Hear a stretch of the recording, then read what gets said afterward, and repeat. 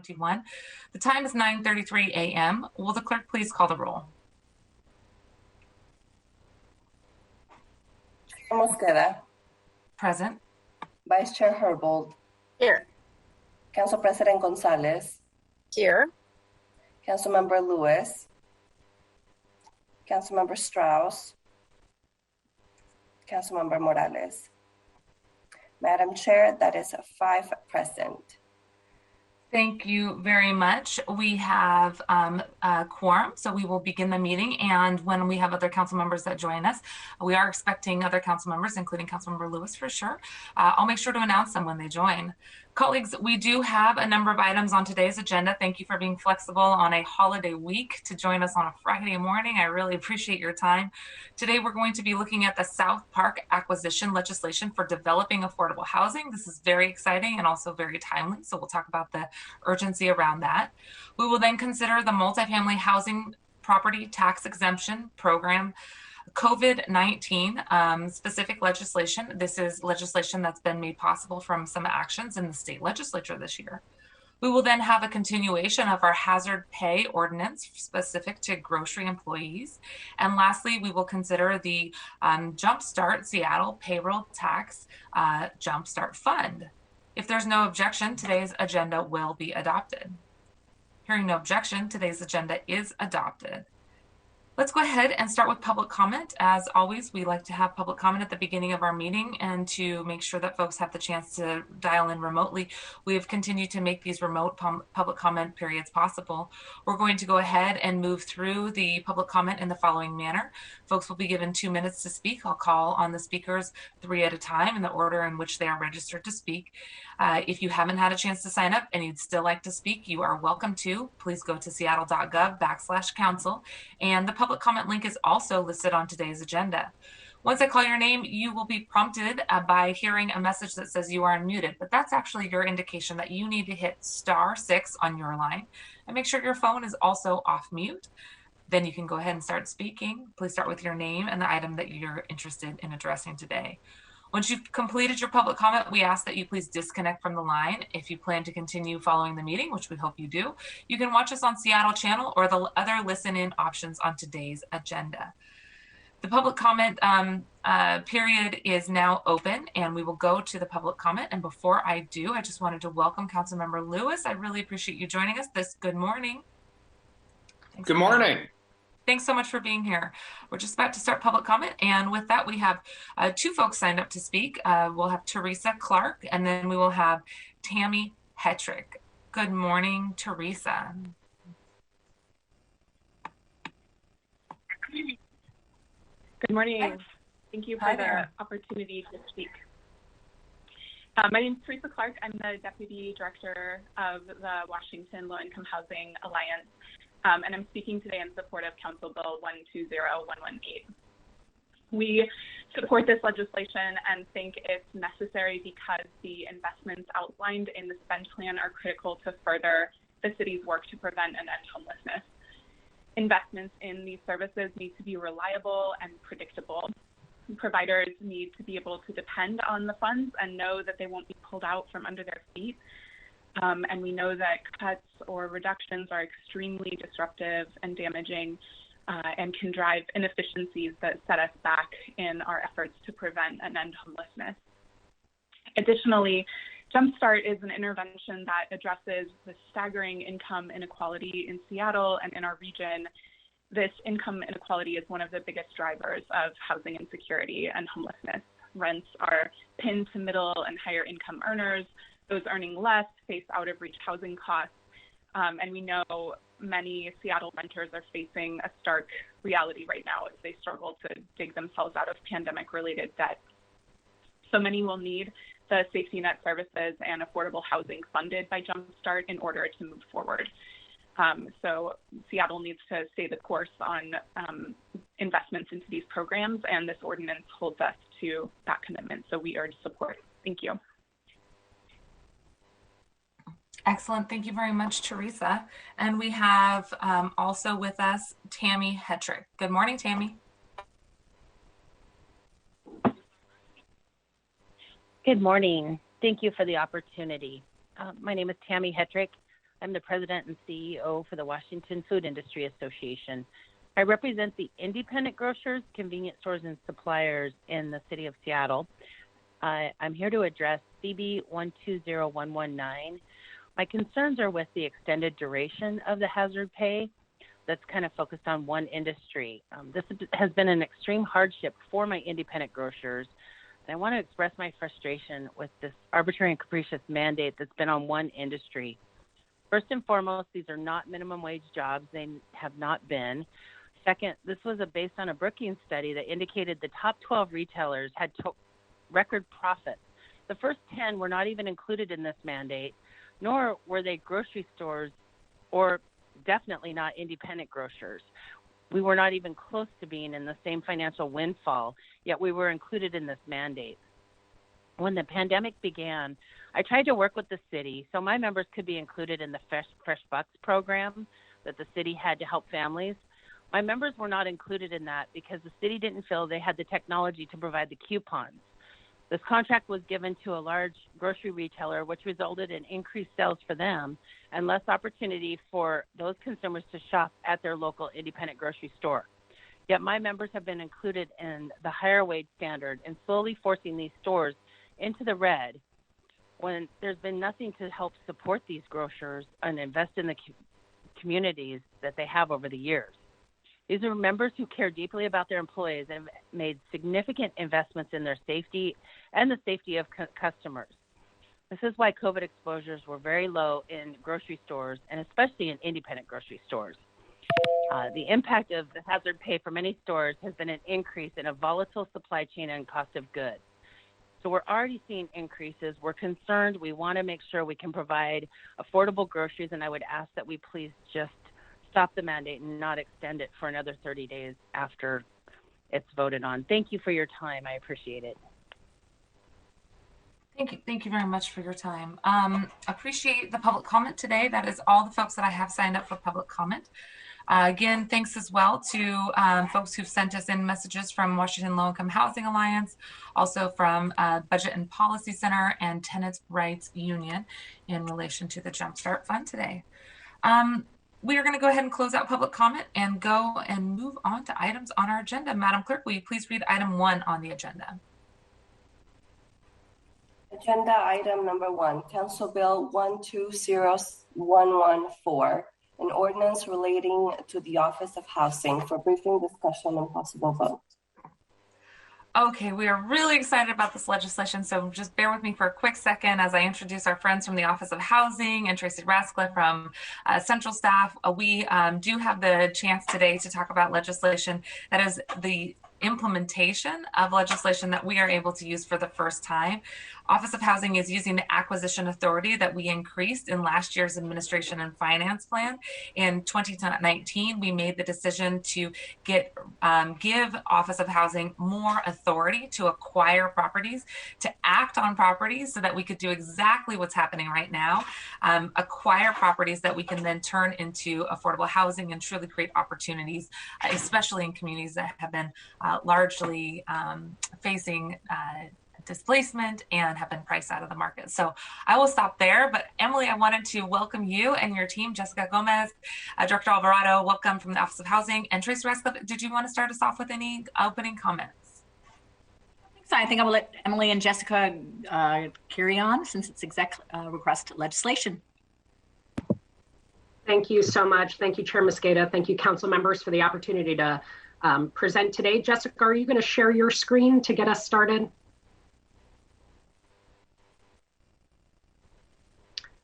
As she's doing that, I'm Emily Alvarado. I'm Director of the Office of Housing, and I'm here with Jessica Gomez from the Office of Housing and Alberto Rodriguez from the Office of Sustainability and the Environment, who can help to talk about how this is a real interdepartmental and collaborative effort.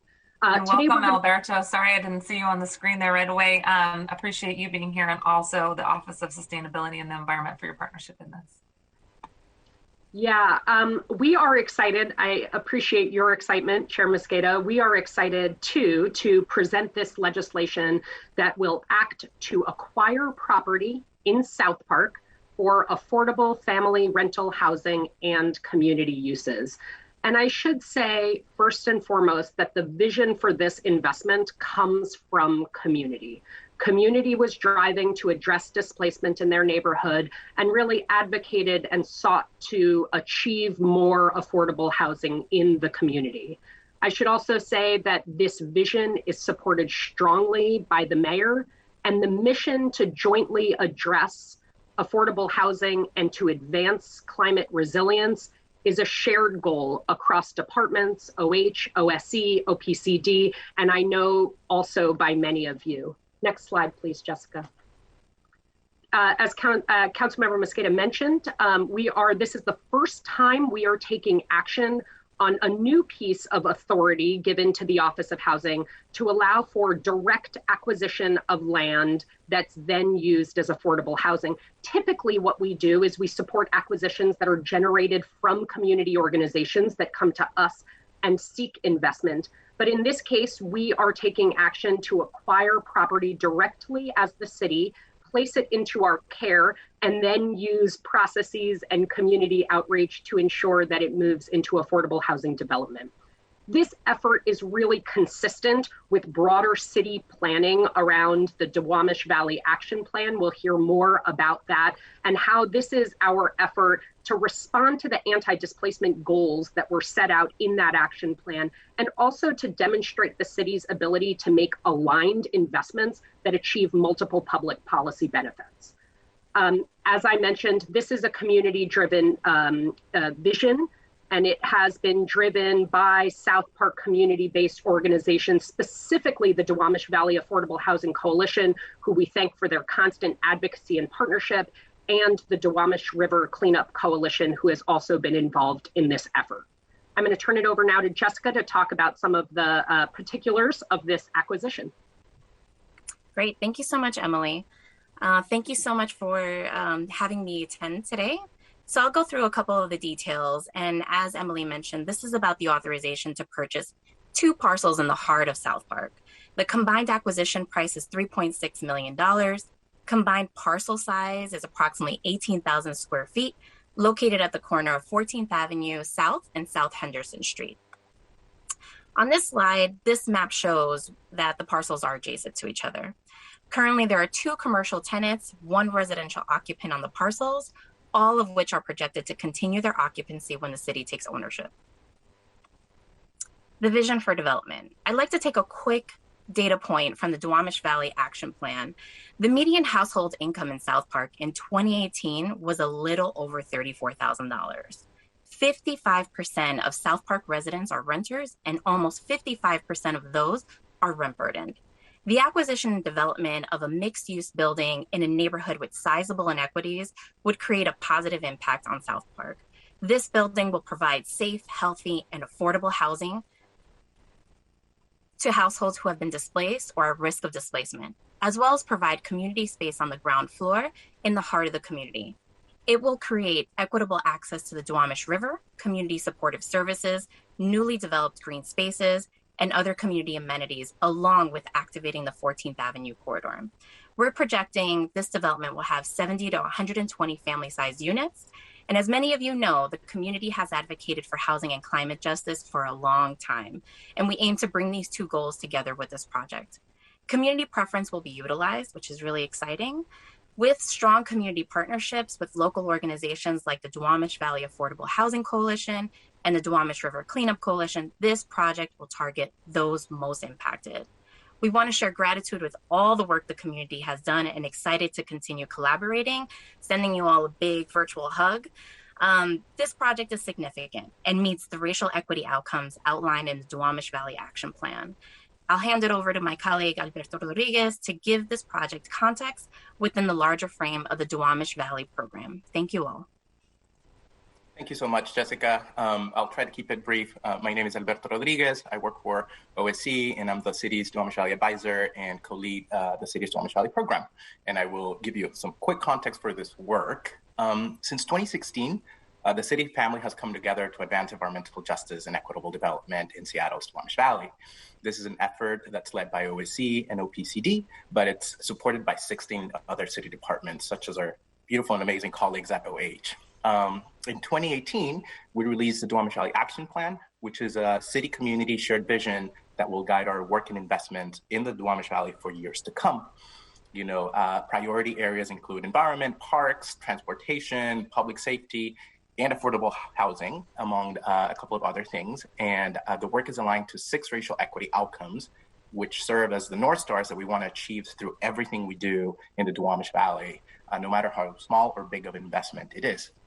And the action plan includes 15-year term actions that we were able to implement from 2016 through mid-2018, 37 projects, including approximately 140 actions that we are to implement from mid-2018 through 2022, and 5 long-term strategies that needed a little bit more work and additional partners to actually figure out. The acquisition of these properties aligned with the anti-displacement goals and commitments we made as a city family in the Duwamish Valley Action Plan. Next slide, please. This next slide will just give you a quick visual on the diversity. It highlights and gives you an idea of the ecosystem of investments, right? And the diversity of work and projects in the South Park neighborhood that we are doing as a city family. As we continued implementing many of these projects related to new trails or new parks and open spaces, river access, drainage and conveyance, river cleanup, community members expressed concern at how we could be exacerbating existing displacement pressures and asked us to make parallel investments in affordable housing, both in preservation and acquisition and development of new affordable housing. Thanks to our partnership with and the leadership of the Office of Housing, we are on track to delivering on the biggest community priority. And next slide. Jessica, thank you. And then this slide, very quickly, here are the 5 long-term strategies I mentioned a few seconds ago. Today, you're hearing about some of our work related to anti-displacement led by OH. But in the next couple of weeks, some of you will hear from some of our colleagues from Seattle Parks and Recreation on some of our efforts related to parks and open space. And in the next few months, the Duwamish Valley team would like to come to some of you and share more details on some of our work related to our climate change adaptation and health long-term strategies. But now I'll give it back to Director Alvarado to share more details on the timeline and next steps for the acquisition of the properties. Thank you so much. So a little bit of brass tacks here, just to ensure that council members are aware of where we have been and where we are going. We have entered into purchase and sale agreements for these 2 parcels, and that was initiated in March. I do want to acknowledge the incredible work of our city attorney's office, who has been helping us to navigate this acquisition. Thank you to Eddie Lynn. We have also completed a phase 1 and phase 2 environmental work. While there are some things that were revealed as part of that environmental work, given the neighborhood that it's in, the community, these are to be expected, and we believe they can all be ameliorated through our investment and pre-development work. At this point, the projected closing date is on August 15th, 2021. What we need from you and what we're seeking, and I'll talk more on the next slide, is authorization to effectuate this acquisition in order to close on project financing. We need to come to council per city charter in order to do that. Following that, there are other steps that we will move forward on. First of all, we're going to continue to do community engagement in order to inform the design of the request for proposal that we intend to develop. And so that's going to be work with community. It might also include some complementary work, including working with an architectural firm to do massings, to ensure the readiness of the project design so that we can move more quickly. That might, for example, be something that we could do in combination with the Home and Hope initiative and our contract through Enterprise Community Partners. Following that, we will create the RFP and release that. We expect that to be released next year.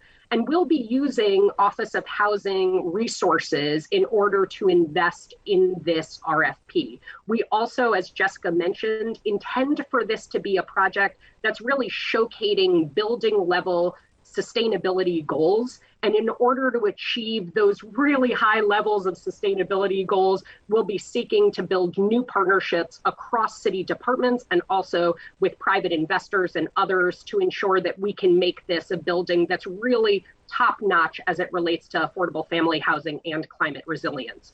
We'll be releasing that RFP. We'll be doing our typical selection process in order to select a qualified developer and owner operator. And then, as you know, per city charter also, we will return to council prior to any property disposition and inform you of who has been selected and receive your feedback before we move forward.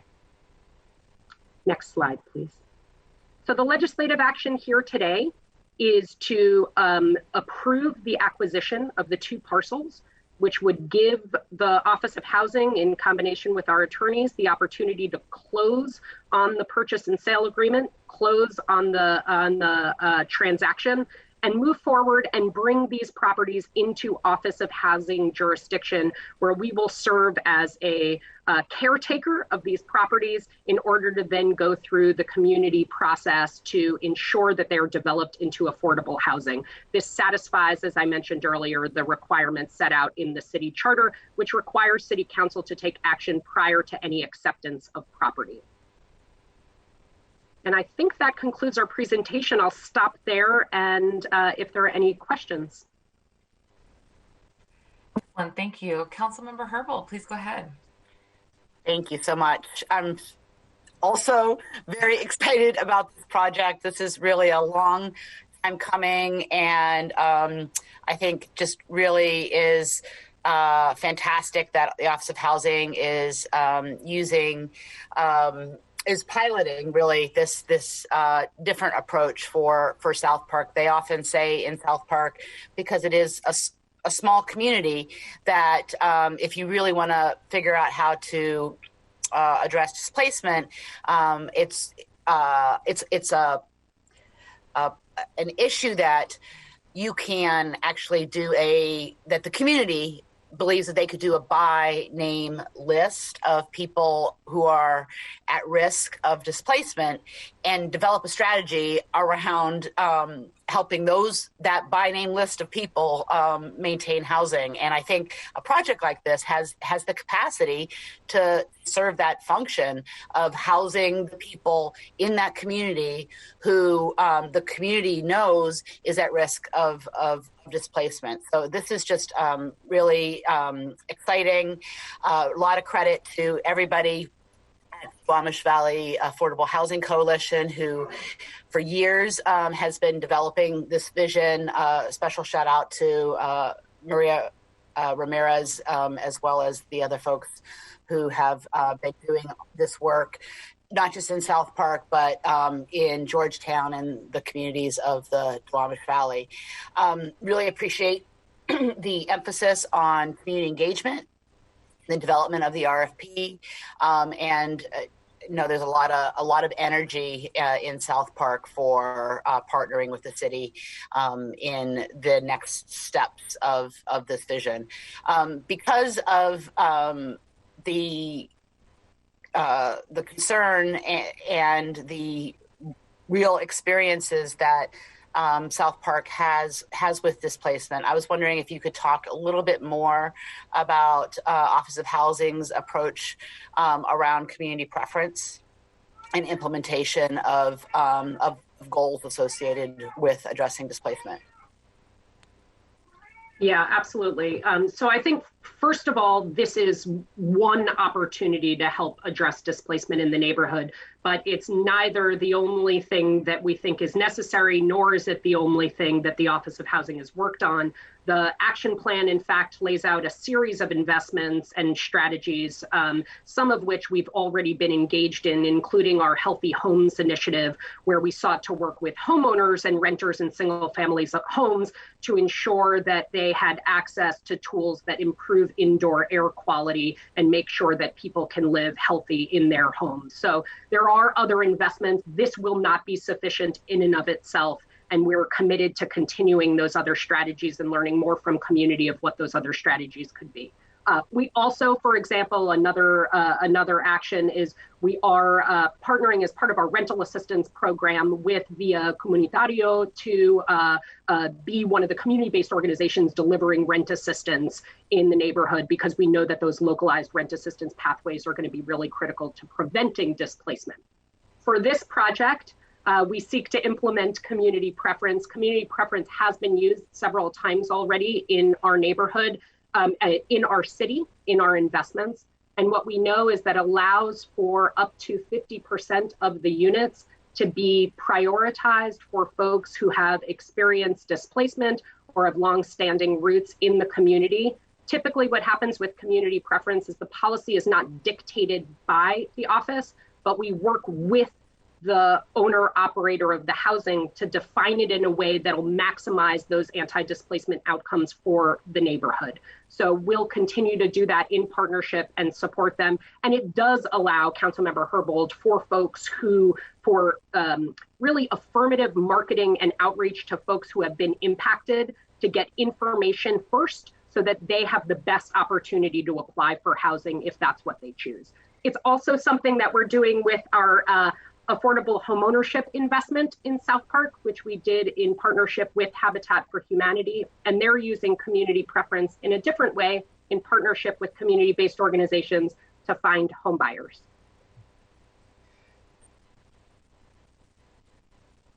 Sorry, it's a quick follow-up. So does that mean that the community preference, the expectation that the provider will use community preference, does that mean that that's going to be embedded in the RFP itself? Yeah, we can expect to do that. It is set out as a community vision and would anticipate that it would be placed inside the RFP. Thank you. Wonderful. Thank you very much. Are there any additional questions on this item? Any additional questions? Okay. I have my hand raised, sorry. Oh, please go ahead. I'm going to turn on that chat function so I can see it. Thank you. Oh, no, that's all right. Sorry about that. So I also wanted to say thanks to the Office of Housing and the Office of Sustainability and Environment for good work on this. I actually wanted to dig in a little bit more about some of these environmental concerns that Emily, you just sort of mentioned in passing. I mean, we know what the air quality and water quality situation is in the Duwamish Valley, in particular the South Park neighborhood. Having been a resident of South Park neighborhood myself, I'm all too familiar with those particular realities and the consequences of climate change and the impact on those communities. And so I wanted to get a sense of what those environmental concerns are and how they will be addressed in the project development. And in particular, I'd like to get an understanding of how the city might be able to leverage this project to really model some, green building, green stormwater infrastructure that can really help to promote a healthier community for South Park. Thank you, Council President, for those questions. I think there are two pieces to answer there. One is the environmental conditions of the site, and then two is ensuring that our development advances resilience and also makes sure that it's built at a standard that's protecting the residents. So first, Jessica, do you want to talk about the outcomes of the environmental work done to date? Sure. As Emily mentioned earlier, I'm not sure if you caught this, but there was a phase 1 done and a phase 2. Nothing major, no major red flags came out of that, except for some contamination on the gravel site of the tow truck company, which is the 8914 site right on the corner. That seems to be typical par for the course type of cleanup that we anticipated to have on the site. No external seepage coming in from the adjacent sites, so groundwater was not impacted by any other chemicals coming in from the other site or from this site specifically. And then the sea level rise the map of the sea level rise that is impacting South Park and the Duwamish Valley does not cover this site. So we're not really anticipating that type of risk. On the building level, we're in the conversation phase here, but we have had really good conversations with OSC. I've had great discussions with Mami Hara about how we can not only showcase some green infrastructure technology, but really look at some water retention and water management systems as well at the building. Full transparency, those things have costs. We think they're worthwhile costs. But as the Office of Housing, we'll be seeking to create some partnerships to ensure that we can put those showcase and really important technologies in place. I'll also say that the level of building standards that we do already is to be built to evergreen standards. And through those, we have in many other parts of the city used features that mitigate any issues around air pollution and noise. For example, we have developments near highways that have worked really hard to ensure high quality internal systems are in place to keep people safe and healthy. Thank you for that, Emily and Jessica. Really looking forward to learning more about and tracking some of those opportunities to, to identify ways to partner with others. I realize that there are costs to moving in this direction, but the cost is pennies on the dollar in comparison to the gravity of climate change that we are all facing. So I think, I think anything we can do on the council to be supportive of creating or identifying partnerships or building those bridges or identifying additional revenue sources to achieve that ultimate shared goal, I stand at the ready to be a partner with you all on that effort. So looking forward to learning more about those details. I think this is a really exciting opportunity. We've been hearing from South Park residents for years about the need to really aggressively tackle anti-displacement, and this is a small step in the right direction, and look forward to seeing it have great success to see how we can bring this potential really innovative model to scale across the city. So thanks to all of you for your really important work here. Well said, Council President. Any additional comments?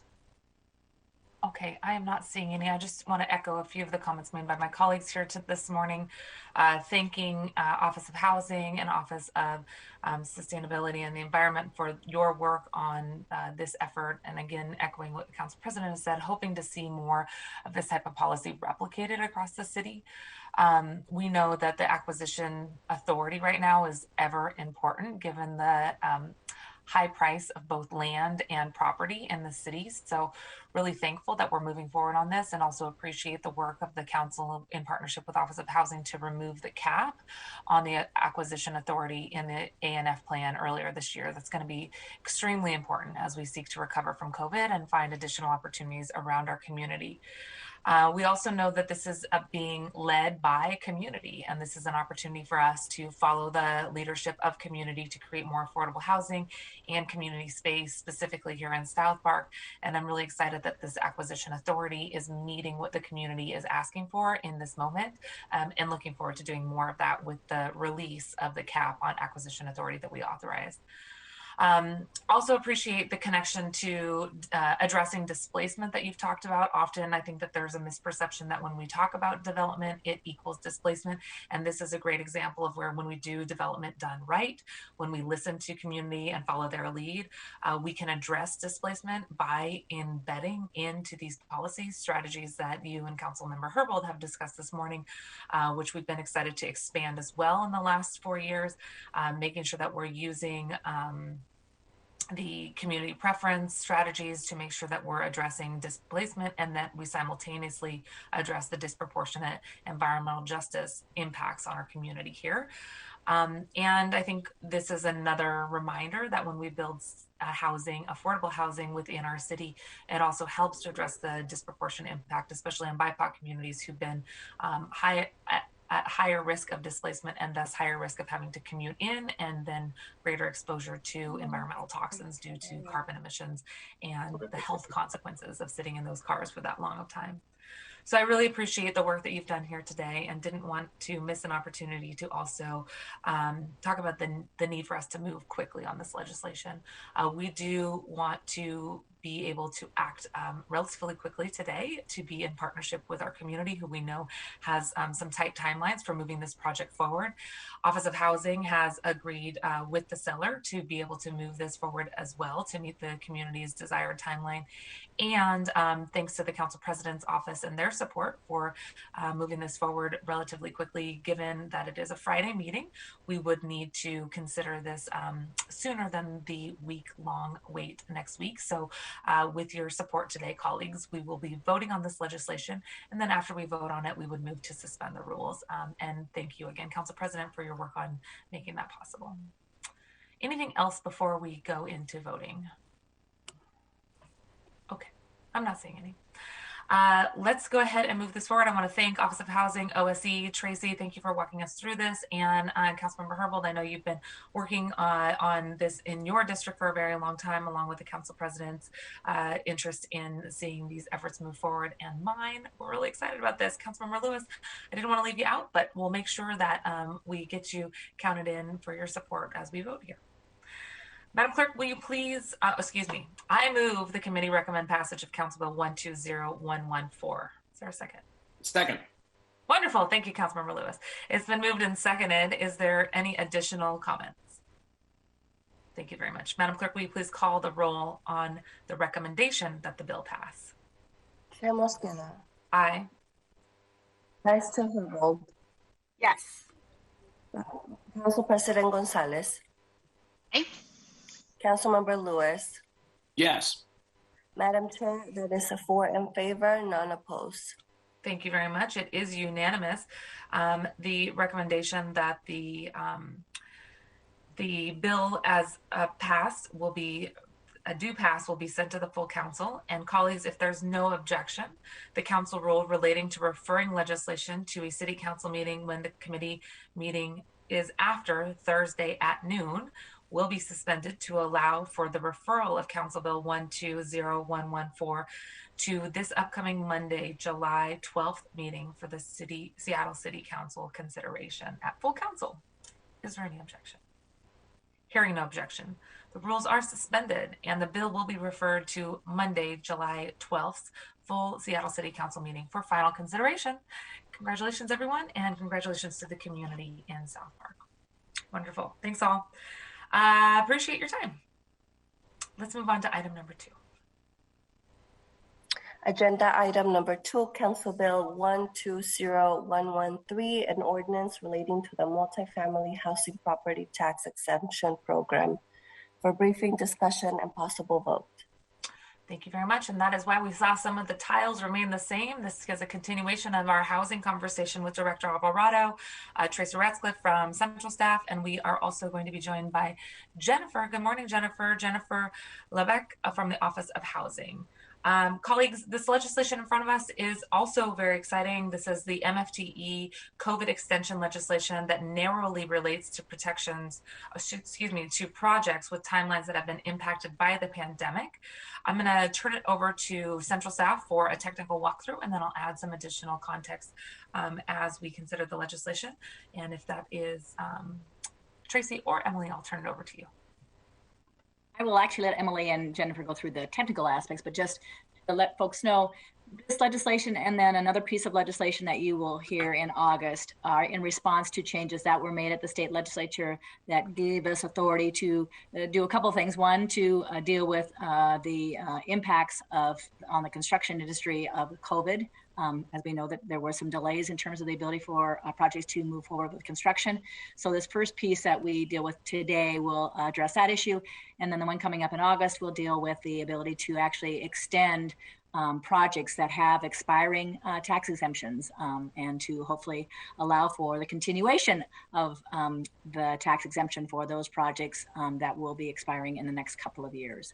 All of these pieces of legislation in response to authority that we get from the state to operate the multifamily tax exemption. And we'll now let Emily and Jennifer walk through today's piece of legislation. I'm going to let Jennifer is our manager of policy and planning and oversees the implementation of the multifamily tax exemption program. I'm going to let her walk through, but really, as Tracy mentioned, this is narrow legislation. It is technical. and it is really more tightly tied to COVID, and it is time sensitive. As Tracy mentioned, we are coming to council with more legislation on MFTE, and this piece had time sensitivity, which pushed for us to move more quickly on its introduction to you. Jen, I'll turn it over to you. Great, thank you. I'm going to share my screen now.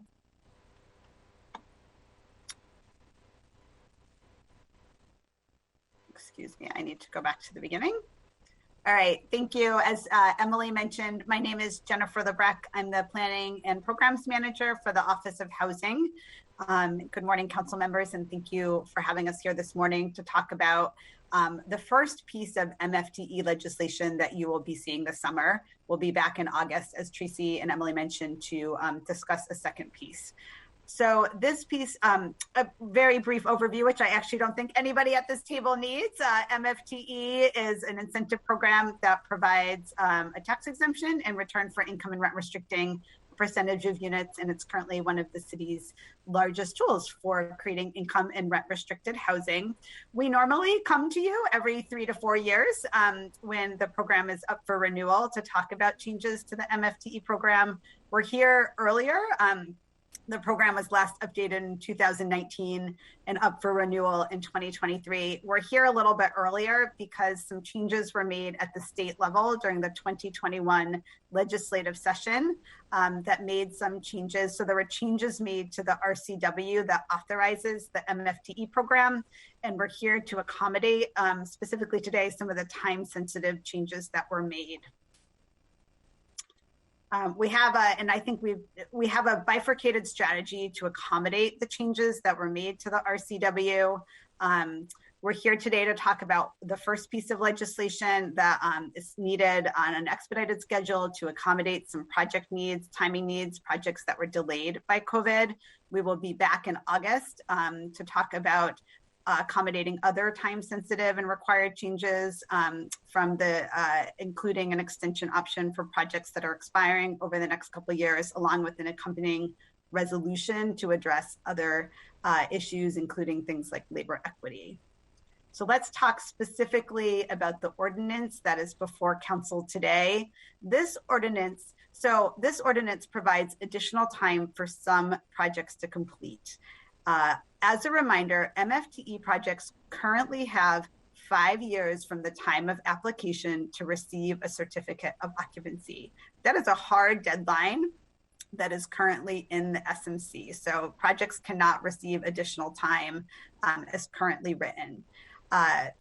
Because of COVID-19, the RCW was changed. So both the RCW and the SMC used to have this 5-year requirement. During the 2021 legislative session, really due to COVID-19, the RCW was changed to allow for an additional 5 years for some projects to complete. As a reminder, the RCW authorizes the MFTE program. In general, it creates it creates a framework, and then local jurisdictions have the discretion to set additional conditions if they so choose. So the RCW now allows projects an additional 5 years to complete. And locally, we want to implement that additional time in a narrow way. So under the proposed ordinance, we have proposed that some projects can remain vested under older MFTE programs while receiving an additional 5 years to complete. I think the key here is that there is, of course, an MFTE program in existence right now. It's MFTE Program 6. Projects can always choose to apply under that new program should they choose to do so.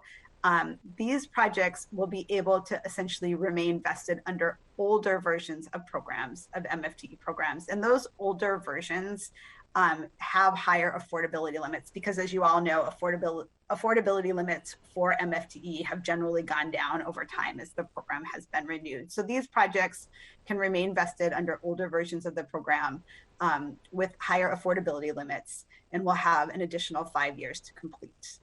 As also previously mentioned, under this ordinance, the extension option, this additional time to complete is narrowly structured. So projects have to meet certain conditions to be able to get it. They have to demonstrate that the project was delayed due to COVID. We've also set other timing provisions, and those timing provisions are intended, again, to help ensure that these are projects who really were impacted by COVID. So the project, had to have expired after COVID begun, but before February 2022, thinking that 2-year period of time is really the time in which projects would be most likely to have actually been impacted by COVID and be able to demonstrate that impact. Projects need to contact us by September 30th, need to contact the Office of Housing by September 30th to request that additional 5 years, again, with the intent that if a project has been impacted by COVID, that it's reasonable that they would contact the Office of Housing this year to let us know that they need additional time to complete. And looking at our pipeline and the status of projects, we believe that at most a handful of projects will take advantage of this additional 5 years. And that's it. Thank you very much. Colleagues, are there questions? Councilmember Herbold. Thanks. I'm just trying to understand why we wouldn't just ask the proponents of these projects to just apply under the current program.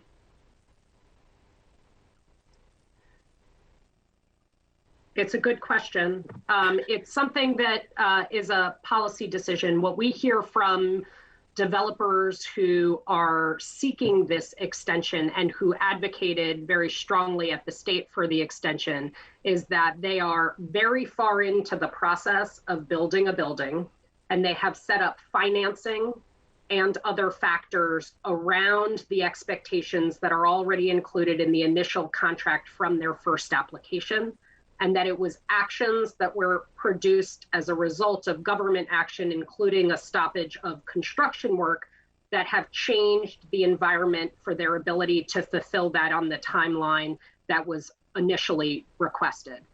I have not spent time inquiring into each project that we've heard from, how much their financing has changed or how much construction stoppage impacted. But it is reasonable to assume that what was happening during the pandemic has impacted these projects that were already well underway. It's not that they have just started thinking about how to build the building. And finally, I would say that it's my understanding that during the last recession, there were steps taken to ensure that MFTE at that time also adapted to help protect or accommodate developments that were currently underway in order to ensure that things were not just harmed by the ability to use MFT was not harmed by what was happening in the recession. Thank you. It's really helpful. Thank you, Vice Chair Herbold. That is the same question that I had as well.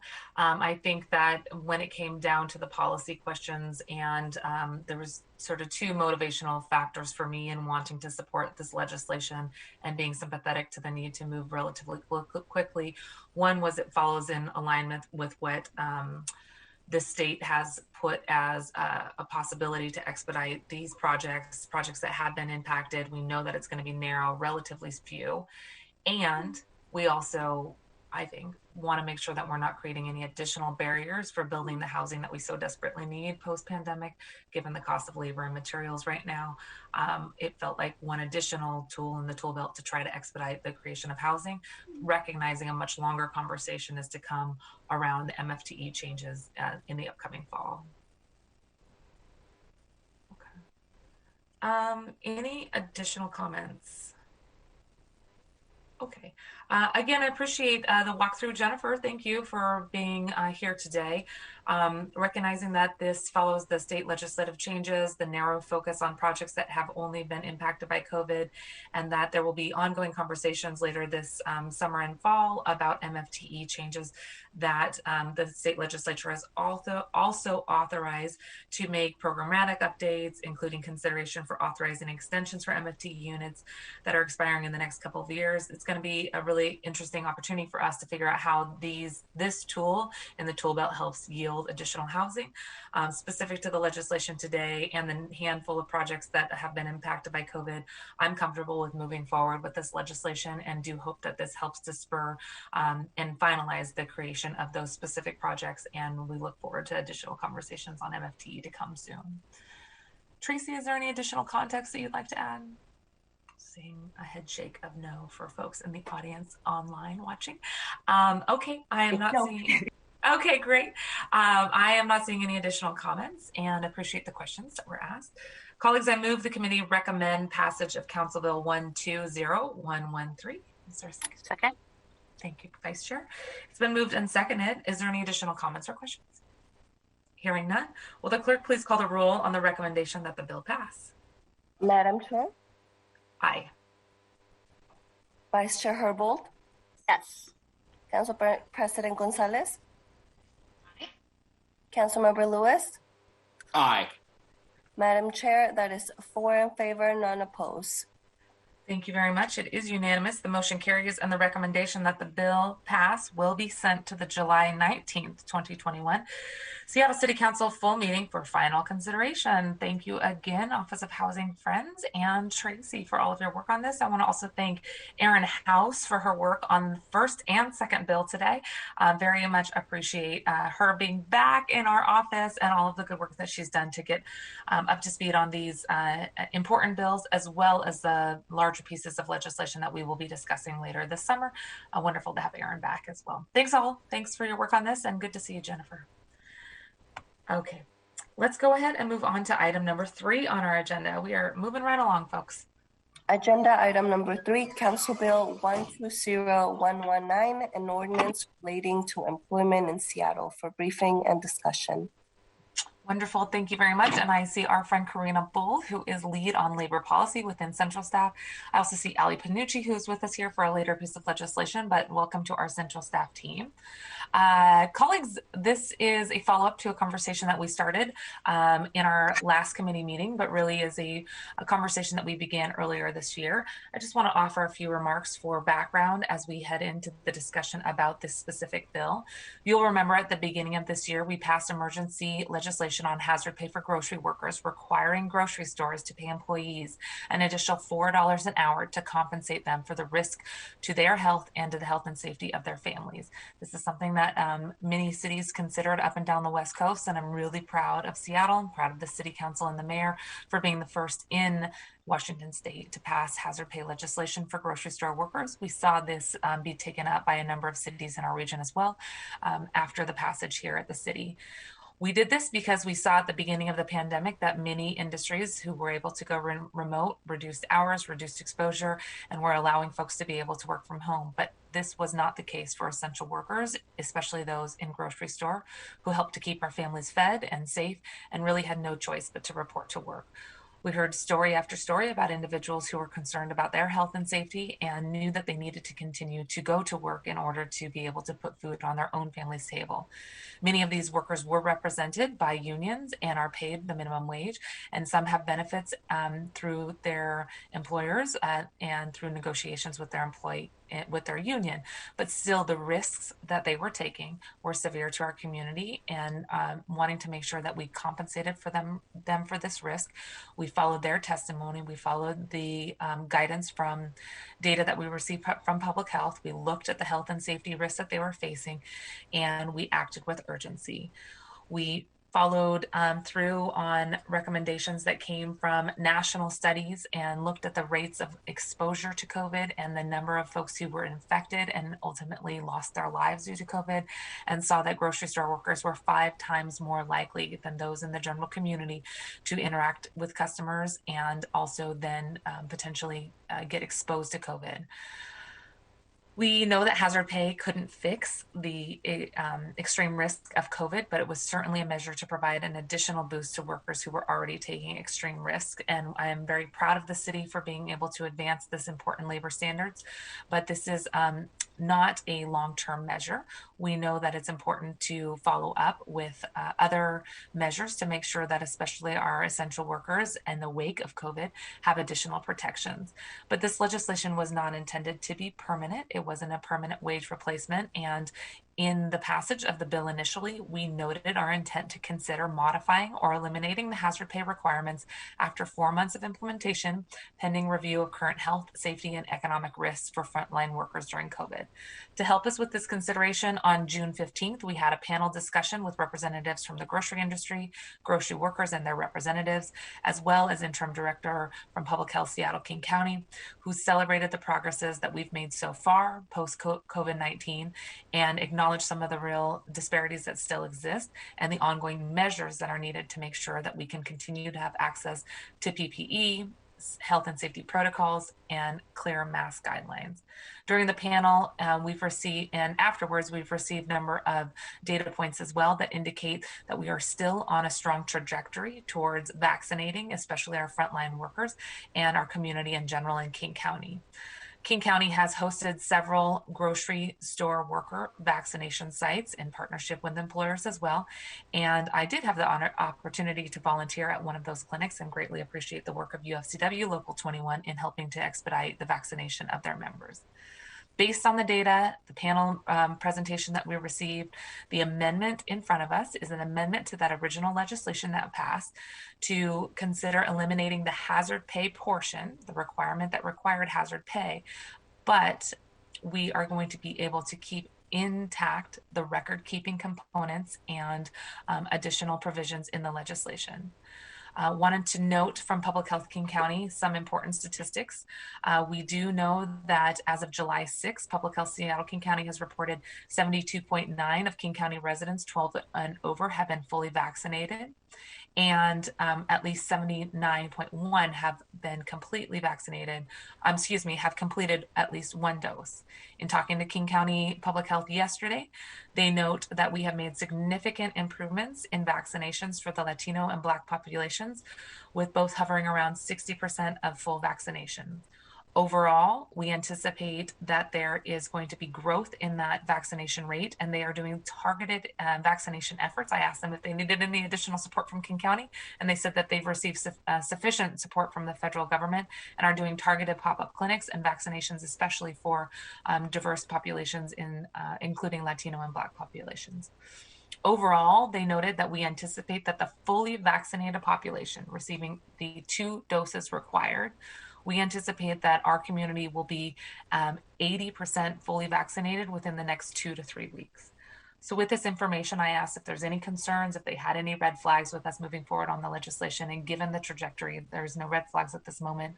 I would like to turn it over to Karina to provide any additional information on what this legislation does, but I wanted to root our conversation in these public health statistics and also note that even when this legislation potentially goes away, specific to hazard pay, there is much more that we will continue to do to make sure that we're lifting up protections and health and safety concerns, especially for frontline workers, and we'll be strong partners with public health as we work to address any disparities that continue to exist. Karina, I'll turn it over to you. Thank you.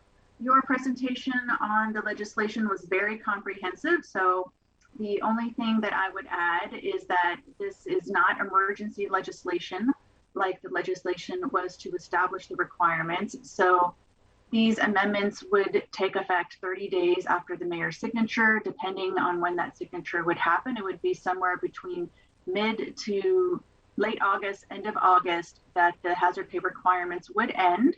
And so Office of Labor Standards could work with the mayor to make sure that that exact date is given in advance to businesses and to workers so that they have more information about these changes. Excellent. Are there any additional questions? Council Member Herbal, Vice Chair, please go ahead. Thanks. Before I get into my question about the policy itself, is the intent to vote on this today?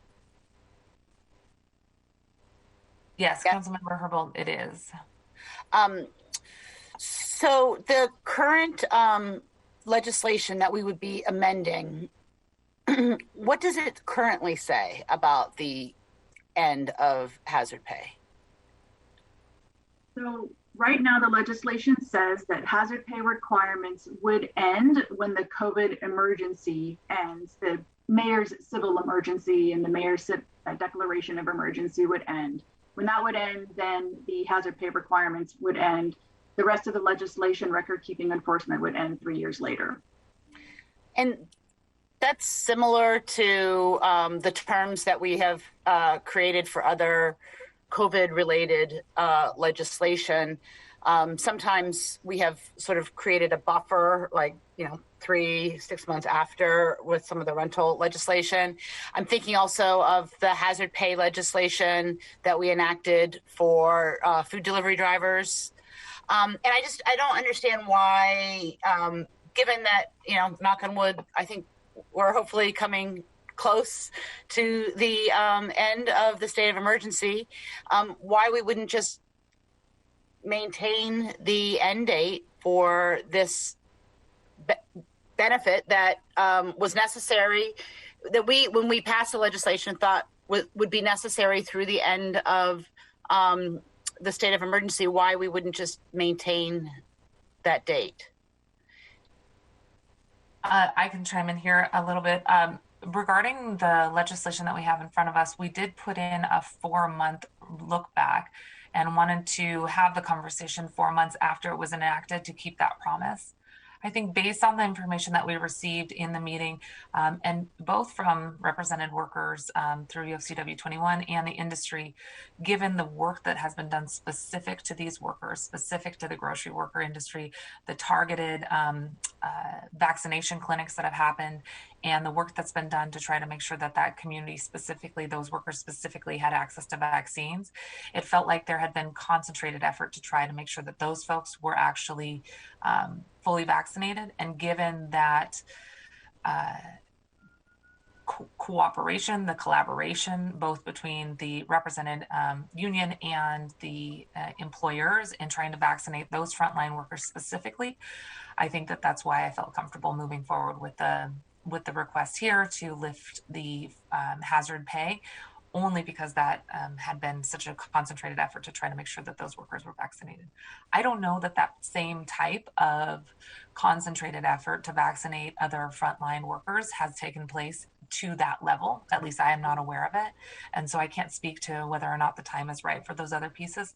But specific to this one, that's where I felt like the 4-month look back was an appropriate time for us to take that assessment. And then given the information we received about vaccinations that have taken place for these workers, that's where the difference, in my opinion, comes in.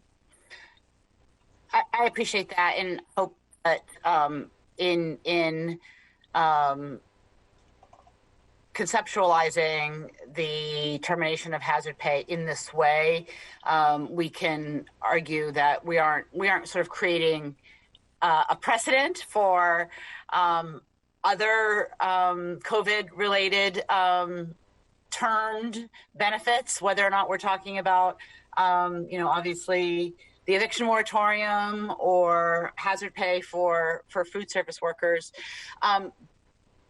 So that's really helpful. But I still have the same question, given that it seems like maybe this is a little bit of a distinction without a difference, because if it's not going to go into effect until 30 days after signing, and again, I'm knocking on wood here. I'm hoping that we will be seeing the end of a state of emergency in early fall.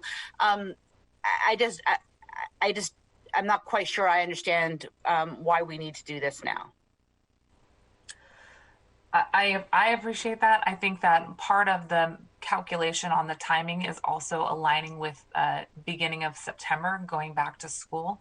In fact, what I was going to ask you all for with your support of this legislation today, and in conversation both with the mayor's office and with the okay of the council president, I was going to ask for us to actually wait to have this taken up on the Monday 26th meeting, Monday, July 26th, which then actually puts us into the September return to school timeframe. I think that gives us the cushion that you're talking about for it to go into effect. In terms of why on our committee, quite frankly, I think it's a matter of the amount of work on our committee workload coming up. Both that and sort of the commitment to come back and look at this within a 4-month period. We had the meeting mid-June. This was the subsequent follow-up meeting to put it on the agenda and to move forward with our data-backed rationale for why this population specifically could move forward felt like both the policy aligned and the timing aligned for our committee today. We do have a number of things that are coming up for the July 20th meeting, and so I wanted to see if this was possible to move forward today, recognizing we still have the 30 days until the mayor signs it. That does align more with the timing that you're talking about, I believe, for when return to school happens for kiddos and sort of more activity anticipated as September opens things up even more. And just one last thing, I do want to note that the legislation, the agenda notes this for briefing and discussion, does not note that we're intending to vote today. Sorry for that. I am sorry for that as well. That is my mistake. Do I have it? Is there a procedural step that's needed, Madam Clerk or Council President, Central Staff? I think if you didn't note it for a vote today, we cannot take a vote on it. Okay. Councilmember Mosqueda, this is Amelia. I just want to note that the council rules stipulate that if a agenda does not list possible vote, the committee can still vote on the legislation if they suspend the rule with regards to it having to be listed on the agenda. So if you would like to suspend the council rule, then you can do that and then vote on the bill.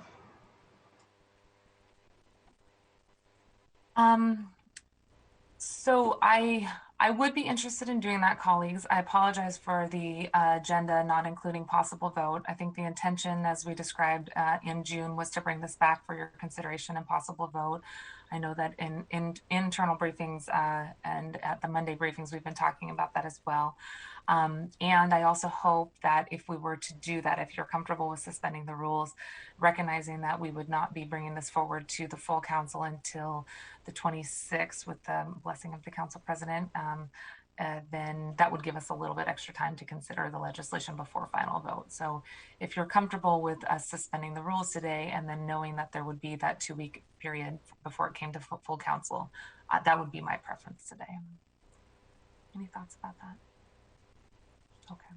Council Vice Chair Herbold, I apologize for not having the agenda reflect that, and I definitely not my intention to catch anybody by surprise, so thank you for flagging that.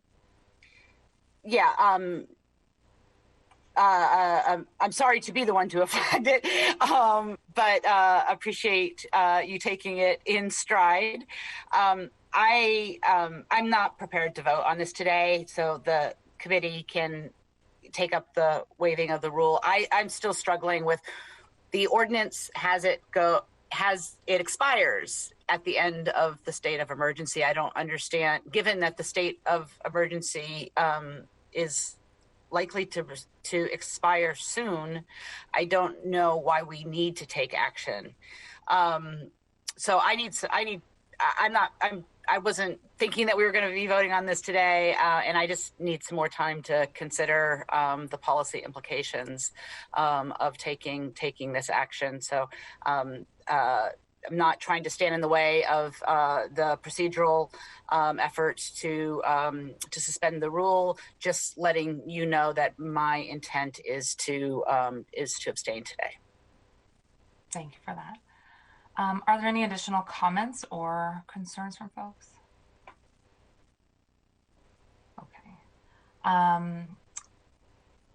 If there's no concerns, then I believe I will go ahead and suspend the rules.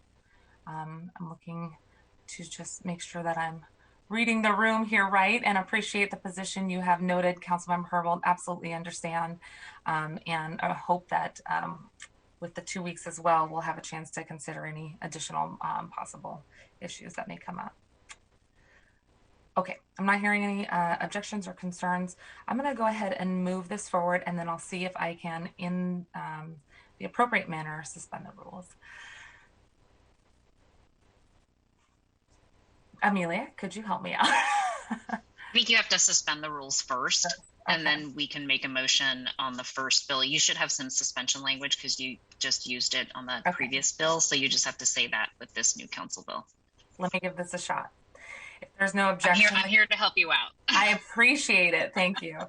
If there's no objection, the council rule relating to voting on legislation listed on today's agenda will be suspended to allow for the Finance and Housing Committee to vote on Council Bill 120119 in the same day that it was considered, though not noted for possible vote. Is there any objection? I'm satisfied by that motion if the Madam Clerk is as well. Thank you, Madam President. And I'm not seeing the clerk come off the mute there. So hearing no objection, the rules are suspended. Again, apologies for that. Colleagues, I would like to consider the council bill in front of us now, Council Bill 120119. Colleagues, with the rules suspended, I move the committee recommend passage of Council Bill 120119. Is there a second? May I make a friendly amendment to that motion? Yes, please. Okay, so I would like to second that motion with a friendly amendment of making it clear for the record that the bill will be considered on Monday, July 26th. Absolutely. Friendly amendment accepted. Committee recommends passage of Council Bill 120119 with the possibility of the bill being sent to the July 26th full council meeting for final consideration. I will second that motion. It's been moved and seconded. Any additional comments? Okay. I will just say thanks to Karina for your work on this, as well as Sejal Parikh for her ongoing research on this and work with both industry and workers. And again, my apologies for any of the confusion today, and completely understand the positions that have been raised by our council colleagues. Madam Clerk, will you please call the roll on the recommendation? Chair Mosqueda. Aye. Vice Chair Herbold. Abstain. Council President Gonzalez. Aye. Councilmember Lewis. Aye. Madam Chair, that is 5 in favor, 1 abstain. Thank you very much, Madam Clerk. And the recommendation that the bill pass will be sent to the July 26th full council meeting for final consideration.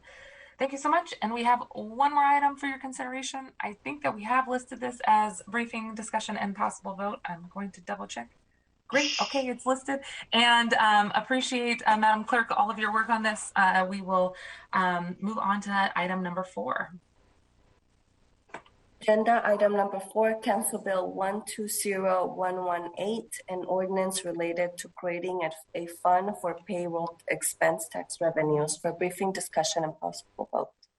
Thank you so much. And we have with us Ali Panucci from Central Staff. Thank you so much for being here, Ali. Good to see you as always.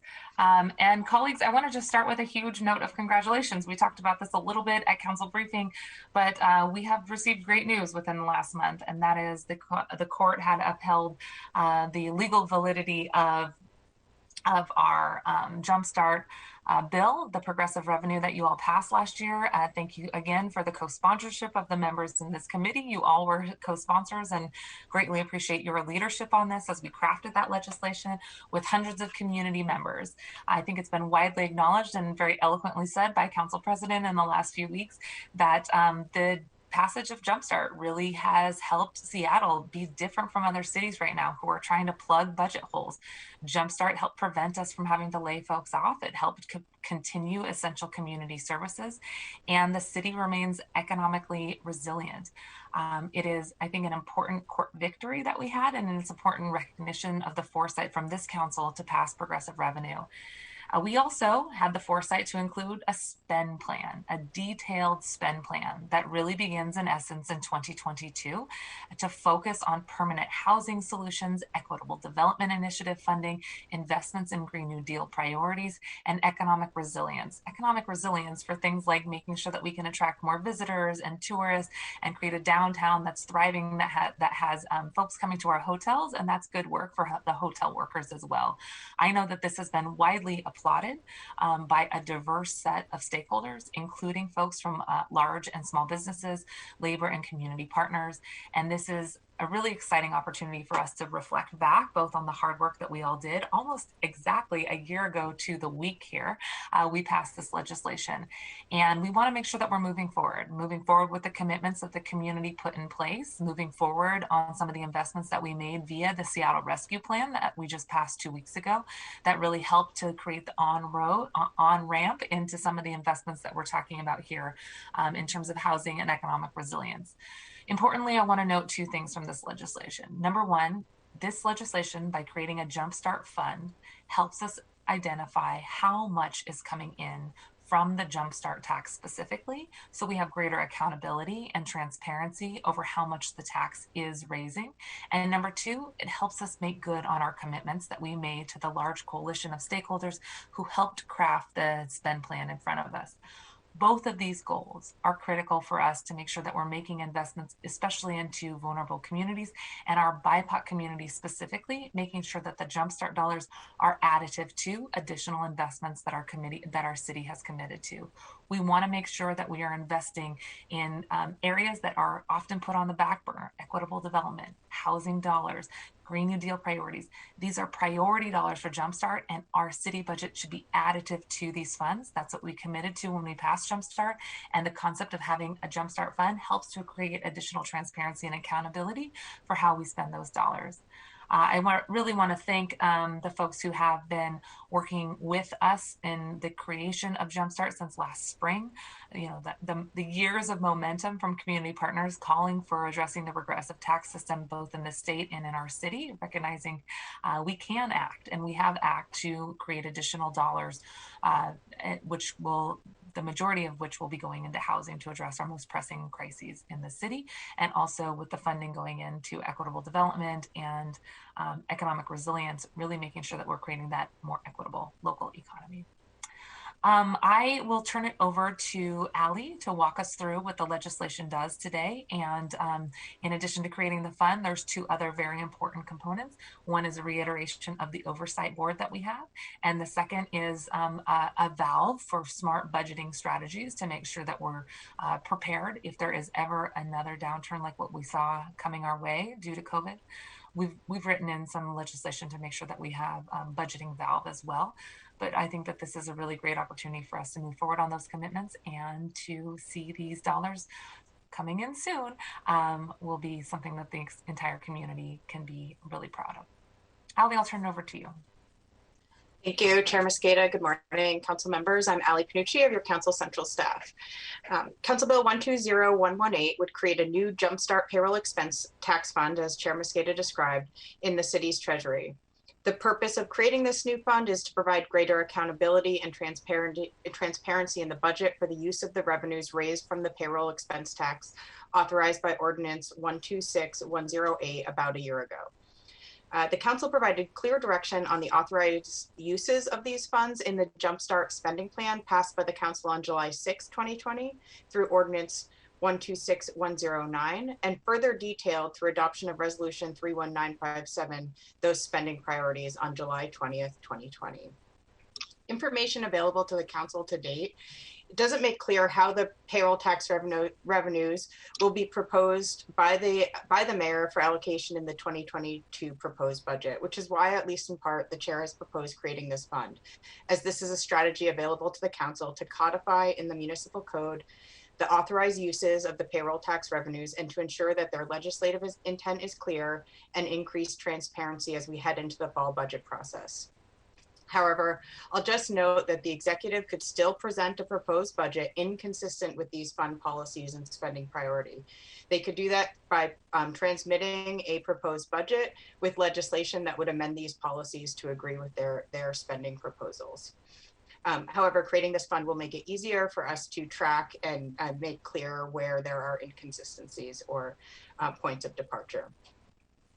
In creating this new fund, the payroll expense tax revenues would be deposited into the Jumpstart Fund, with the fund policies directing spending consistent with the previously approved spending plan.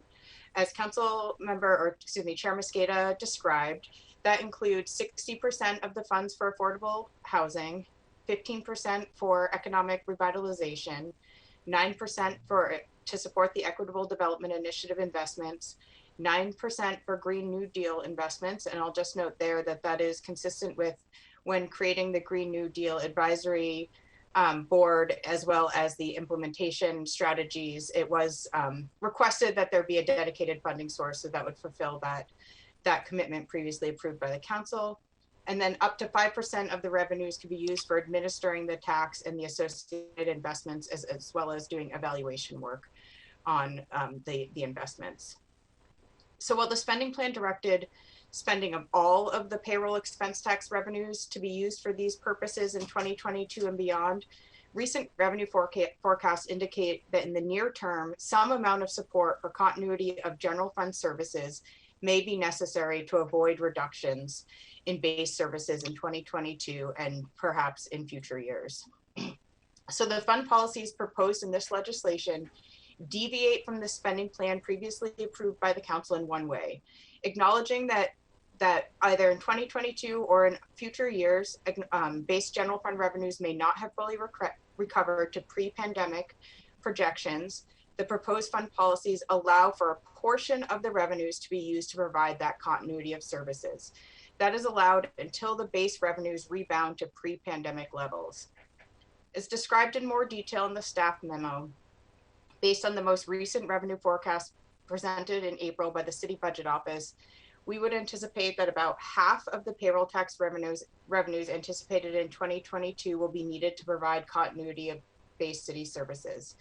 If future revenue forecasts indicate that base revenues are rebounding to pre-pandemic levels, reliance on the payroll tax revenues to support those base services will decrease.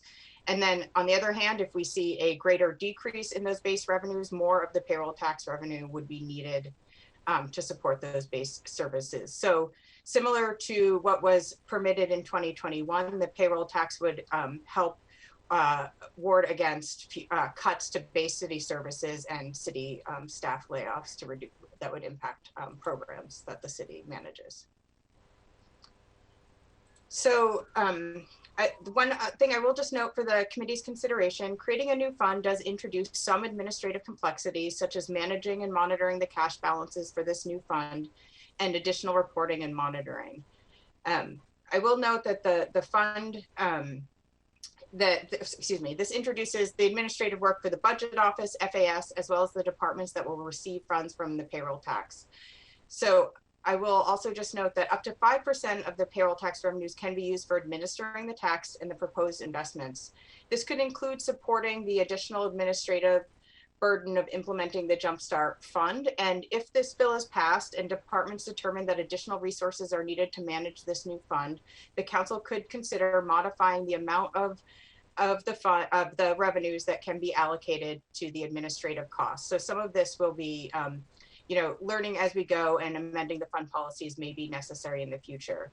I will also just note that you may be hearing from the City Budget Office at some point. We will be discussing at a future Finance and Housing Committee meeting legislation to authorize an inter-fund loan. This is to address some cash flow issues the city is facing in the general fund in 2021 and 2022, due in part to when payments for the payroll tax for 2021 will be remitted, because we are not expecting payments until the end of the first quarter of 2022, as well as other obligations on the city's budget, such as expenditures related to the emergency, where we may be awaiting FEMA reimbursement, and those types of situations. Creating this new fund may create some complexities in implementing and how that inter-fund loan is structured, and may require more than one piece of legislation in the next 6 months to a year that the council will have to consider in terms of inter-fund loans. But if we are able to work closely with the budget office, we believe we can address those complexities. The budget office did offer one suggested modification to the proposal to mitigate some of the administrative burden, which is described in Amendment 1 proposed by Chair Mosqueda and posted to the agenda. Chair Mosqueda, would you like me to describe that amendment now, or would you like to first move the amendment or pause for questions? Let's pause first for questions, and then we can talk about the amendment. But Ali, thank you for walking us through that. And as a reminder to folks, the 2021 payroll tax, yes, does not get paid until the first quarter of 2022. So that's where some of that lag comes in, and appreciate Ali, you flagging the upcoming interfund loan bill that's already been in discussion. We're going to have a DMAC meeting coming up next week. We do have opportunities to, I think, address the cash flow issue. And again, I think having this fund helps us to make sure that there's transparency in how those dollars both flow to the Jumpstart Fund and to the general fund, so that we can continue to make the necessary investments and additive investments where promised. Are there any additional questions? Okay, Ali, thank you for your summary there. And again, thanks to the City Budget's Office for their suggested amendment to make sure that the administrative portion, again, when we passed Jumpstart Seattle revenue proposal last year, we included a 5% could go to administrative costs. Happy to make this accommodation to make sure that that funding remains in the general fund per their request, to streamline the management of these dollars. That's no problem here. So Ali, do you want to describe amendment number 1? Thank you, Chair Mosqueda. I'm going to go ahead and share my screen so everyone can see the amendment. The amendment would modify section 1 of the proposed bill. Let me see. Can you see that okay? Yeah, we can. And if you could just scroll slightly below so that we can see the effects statement. I thought that was helpful. Great. Oh, one more back. Yeah, perfect. There you go. Okay. So this amends section 1 of the proposed legislation that would allow the 5% allocated for administrative costs to be deposited directly into the general fund. Because the other 95% of the funds will be distributed to multiple departments, having to track separately and allocate that 5% of the payroll tax from the fund to those various departments just creates a lot of administrative work that I don't think will add a lot of value to our oversight of the expenditures. And so this would just simplify that piece of the proposal by allowing those dollars to go into the general fund and then to be used to support the administrative evaluation oversight of this fund. And then the remaining 95% would go directly into the fund. And that's all I have. Are there any questions about this amendment? I'm not seeing any questions. Okay, Ali, thanks again. So appreciate the opportunity to bring forth this amendment for the 5% in funds to go directly to administration remaining in the general fund. I appreciate the response that we've heard from CBO about how to make it easier to administer this tax, and happy to advance that today. Colleagues, I move consideration of the bill so that it will be in front of us so that we can then consider the amendment, if that sounds appropriate. Okay. Thank you. It's been moved and seconded that the committee consider recommendation to pass Council Bill 120118. It's been seconded. Excuse me. Now is when I move the amendment, correct? Okay, great. Thank you. It's been a while here. Colleagues, I would like to move to amend Council Bill 120118 as presented on amendment number 1 and described by Ali. Is there a second? Second. Thank you, Vice Chair Herbold. It's been moved and seconded. Are there any additional comments or questions on the amendment? Hearing none, Madam Clerk, will you please call the roll on the passage of amendment number 1? Chair Mosqueda. Aye. Vice Chair Herbold. Yes. Council President Gonzalez. Aye. Councilmember Lewis. Aye. Madam Chair, that is 4 in favor, none opposed. It is unanimous. The motion carries and the amendment is adopted. The bill as amended is now before the committee. Are there any additional further comments on the amended bill? Madam President, please go ahead. Oh, thank you, Chair Mosqueda. I just wanted to say on the record how supportive I am of this particular council bill. We on the City Council have a history of passing this kind of legislation on these significant progressive revenue sources to make sure that we can have that level of transparency and accountability to particularly the stakeholders who we made commitments to about what this funding would be utilized for. It's unfortunate, however, that we're in a situation that we have to do this, and I just appreciate nonetheless the opportunity to be able to put in some of those guardrails to be able to ensure that the intent of a supermajority of the City Council is going to be implemented and followed through on by the executive. So thank you for your wisdom in replicating this model that we have used in other contexts to ensure that accountability and that the council's budget appropriation authority is going to be respected in this space, and look forward to working with Allie and other folks on council central staff when we do receive the mayor's proposed budget to ensure that there is compliance with this particular ordinance and the several other ones we have also passed that are similar to this one. So thanks so much, Chair Mosqueda. Looking forward to voting in support.